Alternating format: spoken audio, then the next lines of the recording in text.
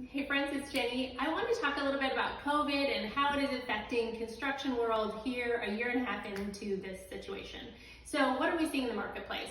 As so many of you heard during COVID, the lumber prices just went absolute berserk, and they did. So while we are seeing a tick down in some of the rough lumber pricing, other forms of lumber are still on the rise. So there's still a ton of fluctuation in the rough lumber prices that we're getting.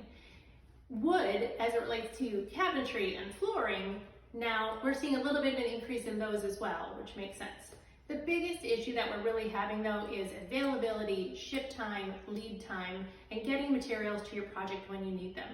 So particularly for remodeling, the sooner that you can make your selections and get everything ordered, even if it means you take delivery a month before you need it, we really recommend doing that. The worst situation is, for example, if you demo your bathroom and then your tub gets delayed and everything just comes to a screeching halt. So pre-plan your selections, have second, even third choices if you can, and order them as quickly as possible, even if they're just sitting in your garage until we're ready to install them.